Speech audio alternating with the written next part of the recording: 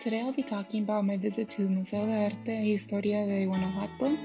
Who went? It was me and Nina, but this video is going to be about me. Here you can see the proof of our tickets to León and then back to Querétaro. The ride was very comfortable to León, but coming back was pretty hard.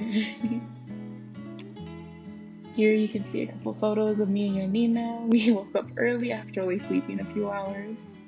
But after we realized that we were going to see some cool art, we got in a better mood. So once we arrived, we went into the kiosk and brought our tickets. They were really nice, and it was free to go into the main floors, but they just charged us a little bit extra to get into the exhibits that they had. The first exhibit that they did have was El Canon Griego exhibit, and this is where I chose my first painting to analyze, artwork. It was El Barberini, and it was a sculpture made out of marble, and it was during the Hellenistic period. And it said that it was very important to this period due to its sensual nature, which is a really big characteristic of this period. As you can observe, he's in a resting state, and he's lying on this kind of lion's cloth, and it's supposed to show some type of luxury and show kind of the importance of him. Because normally when you would have a lion's cloth during that period, you would kill yourself. So it was a very big point of pride. Another one of the exhibits was the history of Guanajuato. And here you can just see a couple pictures of what the exhibit had to do with. But it also had some artworks and sculptures, one of them being El Cruz Atreal reproduction. And this one was just carved out of stone.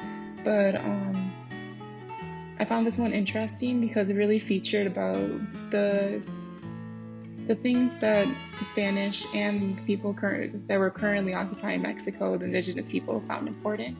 You can see that they pictured clothing and farming tools, as well as the fish that's supposed to represent the Catholic faith. And I believe this was to just represent the offerings that they wanted God to bless upon them. The third painting that I analyzed was Cotlique y Mesal, and it's an oil on canvas, and it depicts farmers just getting the crops.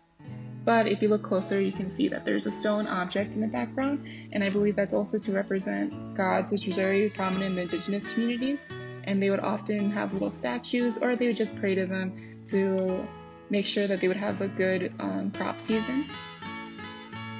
After all that, we got to go home, which was a very, very long trip.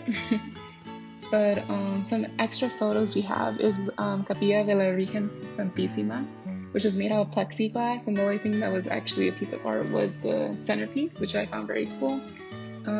Also, they had an artisanal fair. And I found that interesting because it was all local artists that made this, and it was also for sale. My favorite thing by far was the exhibit, and it was on stories pertaining to gang, border, and relationship violences.